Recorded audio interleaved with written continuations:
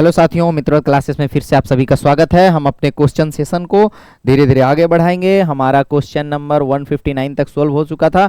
160 वहाँ से विजिबल होना चाहिए। देखिए मैं पढ़ देता हूँ अगर विजिबल नहीं है तो। देखिए क्वेश्चन नंबर 160 आपका कह रहा है 400 watt bulbs are connected in parallel. Parallel में कनेक्टेड है, ठीक है। चारों बल्ब जो है वो पैरेलली कनेक्टेड है, पैरेलली ऐसे एक सप्लाई से कनेक्टेड होगा, ठीक है। इसमें क्या बोल रहा है आपका 200 वोल्ट से। If one bulb gets fuse, एक बल्ब फ्यूज हो जाएगा तो बाकी का क्या होगा? No bulb will light, all the 4 bulb will light, rest of 3 will light. देखिए सी इसका आंसर होगा। क्यों? कारण देख लीजिए, आप लोग को सब पता है। 4 बल्ब है पैरेलल में लगा हुआ, 1 2, और यही रीजन है कि हमारे घर का जो कनेक्शन होता है बिजली का घर में, वो पैरेलल में होता। नहीं तो पता चला पंखा खराब हुआ तो TV, light, tubelight, iron, fridge, AC सब गया। पैरेलली में क्या होता है कि पैरेलल में अगर कोई एक फ्यूज हो गया ना, सपोज ये वाला फ्यूज हो गया, ये आउट हो गया, ये आउट हो गया। ये आउट होने से क्या होता है कि ये जो करंट है ये इसमें जाते रहेगा, इसमें जाते रहेगा, इसमें जाते रहेगा, इधर जाना बंद हो जाएगा, ये वाला आउट हो जाएगा, ठीक है। तो पैरेलल कनेक्शन में क्या होता है, सीरीज में क्या होता है, एक भी गया तो सारा गया। और पैरेलल में क्या होता है कि जो सेक्शन में प्रॉब्लम है सिर्फ वो सेक्शन जाएगा, बाकी सेक्शन सब ठीक से चलेगा। इसीलिए हमारा घरेलू में जो ये आपका जो डोमेस्टिक वायरिंग होता है वो पैरेलल कनेक्शन में होता है, ठीक है, ताकि एक खराब हो तो पूरा घर का पावर ना चला जाए। तो आपका 160 का हो गया सी। रेस्ट ऑफ 3 बल्ब, 3 को बाकी जो है वो जलेगा। तो इसका आंसर आपका पूछा हुआ question RRB Secunderabad technical question important है, पूछा हुआ है। तो क्वेश्चन नंबर 161 161, इसमें आपका क्या पूछा गया? देखिए पूछा गया है 100 watt bulb, 100 watt light bulb burns on an average of 10 hours a day for 1 week. 10 hours, एक वीक, 7 दिन, और प्रतिदिन 10 घंटा जलता है, तो टोटल 70 घंटा जला, ठीक है। और वाटेज कितना? 100 वाट, ठीक है। तो हो गया वाट इंटू आवर। अब किलोवाट में यूनिट क्या होता है? 1 किलोवाट आवर को यूनिट बोलते हैं। तो पहले तो इसको कह दो 7000 हो गया, 7000 वाट आवर्स। देखिए ना, वाट को हमने वाट को आवर से टोटल गुना किया, क्योंकि एक दिन में 7 घंटा जलता था और एक दिन में 10 घंटा जलता था और 7 दिन टोटल जला, तो 70 घंटा, इसका यूनिट हो गया आवर, और इसका 100 वाट हो गया। तो ये आंसर वाट इंटू आवर में आया, वाट इंटू आवर। अब यूनिट क्या होता है? किलोवाट आवर बताया गया, 1 किलोवाट आवर को बोलते हैं 1 यूनिट। तो 7000 वाट आवर को कितना? 7 किलोवाट आवर होगा। किलो में गुना करेंगे तो ये 1000 इधर चला जाएगा किलो में, तो 7 यूनिट हुआ आंसर, ठीक है। 1 किलोवाट आवर को 1 यूनिट बोलते हैं, तो 7 किलोवाट आवर को 7 यूनिट बोलेंगे। तो इसका आंसर ए होगा, ए इज द राइट आंसर। अब ये क्वेश्चन पूछा हुआ है DMRC Secunderabad section engineering 2008। Important है ये क्वेश्चन, ठीक है। देख लीजिए, ये सब आसान क्वेश्चन है, इस टाइप का क्वेश्चन करवाया गया, इसीलिए मैं फास्ट में कर रहा हूँ, ठीक है। अब है question 162। Whenever current is supplied, whenever current is supplied by a source it's terminal voltage. जब भी करंट सोर्स सप्लाई करेगा तो क्या होता है? टर्मिनल वोल्टेज क्या होगा आपका? चेंज होगा ही, बी डिक्रीज होगा थोड़ा, क्योंकि बताया गया था इससे पहले वीडियो में कि आपका क्या होगा, जब भी करंट सप्लाई चालू करेगा तो उसका इंटरनल जो रेजिस्टेंस है उसमें कुछ वोल्टेज ड्रॉप होगा, तो थोड़ा सा कम होगा, डिक्रीज करेगा, ठीक है। B is the right answer. Whenever current is supplied, देखिए ना इसमें लिखा हुआ same reason, drop across the resistance terminal voltage, है ना। बताया गया था आपको पिछले वीडियो में, जाके देख लीजिएगा, कुछ भी नहीं है। 162 में क्वेश्चन पूछा हुआ है, हाँ, डीएमआरसी सिकंदराबाद इंपॉर्टेंट है। Question number 163, the current rating of इतना। तो करंट रेटिंग पावर आपको दिया हुआ, रेजिस्टेंस दिया हुआ, तो करंट रेटिंग मैं निकालूं क्या? अच्छा लगेगा क्या आपको? आप खुद निकालिए। क्या क्या दिया हुआ है?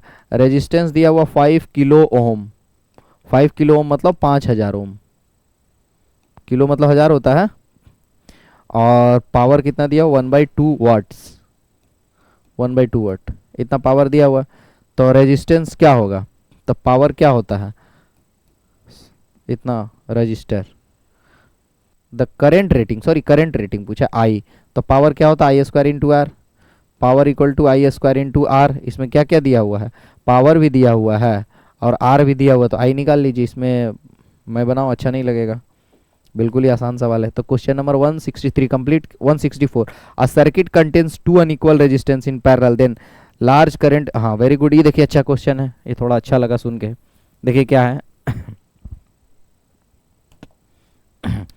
Circuit contains two unequal resistance in parallel. Unequal resistance है, पैरेलल में है।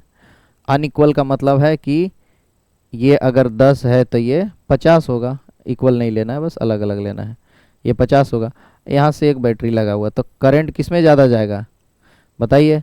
तो जो लोअर रेजिस्टेंस उसमें ज़्यादा करंट है। Current always flow the lower resistive path, तो कम जिधर होगा उधर ज़्यादा करंट जाएगा। मतलब अगर इसमें करंट I1 जा रहा है और इसमें I2 जा रहा है, तो I1 will be greater than I2।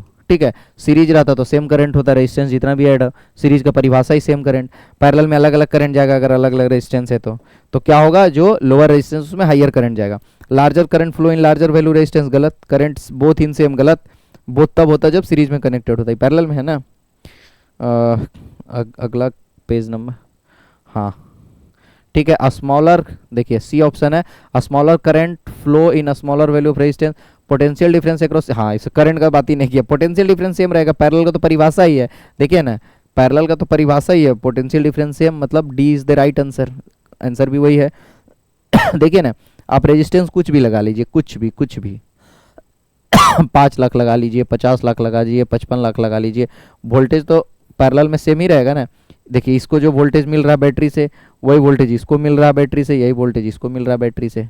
ठीक है, बीच में कुछ रेजिस्टेंस नहीं। अब पैरेलल का तो परिभाषा ही यही है कि same voltage across all the resistance, resistance कुछ भी रहे irrespective of the value of the resistance. Series का यही परिभाषा ही है, ठीक है, कि अल्टरनेट पाथ होगा और वोल्टेज सेम होगा।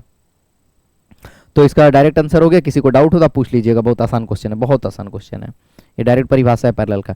Next 165, the resistance conductance of a material is function of. Resistance क्या टेम्परेचर के साथ चेंज करता है, फ्रीक्वेंसी के साथ चेंज नहीं करता है। रेजिस्टेंस वो करता है आपका इंडक्टिव वैल्यू और कैपेसिटिव इम्पिडेंस जो होता है वो सब चेंज करता है, ये नहीं चेंज करता। रेजिस्टेंस टेम्परेचर पे चेंज करता है, बोथ टेम्परेचर फ्रीक्वेंसी नहीं। नन ऑफ दी, आंसर होगा आपका temperature. C both temperature and frequency. The resistance conductance of a material is function of frequency.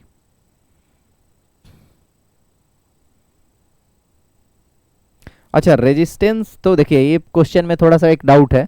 Doubt ये कि रेजिस्टेंस की जगह इसको इंपीडेंस लिखना चाहिए। अगर इंपीडेंस लिखता तो आंसर सही होता, अगर रेजिस्टेंस लिखा है तो सिर्फ आंसर ये होना चाहिए। अगर यहाँ रेजिस्टेंस नहीं, अगर इंपीडेंस भी लिखता, और ऐसे भी हम एसी सर्किट अभी पढ़े नहीं है, तो देखिए आंसर इसमें दिया है सी, पर मैं सहमत नहीं हूँ इस बात से। इसको अगर यहाँ पर इंपीडेंस लिखता, इंपीडेंस, तो मैं आंसर सी मानता कि फ्रीक्वेंसी जो है इंपीडेंस पे, इंपीडेंस जो फ्रीक्वेंसी पे डिपेंड करता है। पर ये बहुत ऑप्शन दे रहा है, ठीक है, पता नहीं कैसे, मैं तो इससे सहमत बिल्कुल ही नहीं हूँ।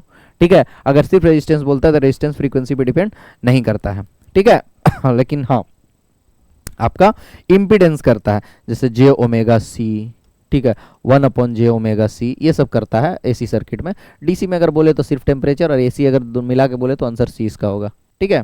थोड़ा एम्बिग्यूटी है इसके आंसर में। आपका आ गया question number 165 complete. 166, determine the polarity of a voltage drop across resistor, it's necessary to know. क्या लिखा है, ध्यान से क्वेश्चन नंबर पढ़िए, थोड़ा अच्छा लग रहा है क्वेश्चन ये पूछा हुआ RRB Malda senior section engineering 2009। To determine the polarity of the voltage drop across the resistor, it is necessary to know the value of current through the resistor, direction of the current through the resistor, value of resistor, EMF in the current. देखिए direction of current अगर resistance से आपको पता चल गया तो तभी ना, देखो करंट क्या होता है, current always flow from higher potential to lower potential. Current हमेशा क्या होता है, हाई पोटेंशियल से लो पोटेंशियल की तरफ फ्लो करता है। तो अगर हमको करंट का डायरेक्शन पता चल गया तो हम लोग उसका पोलरिटी निकाल सकते हैं, एकदम सिंपल है। Current always flow from higher potential to lower potential.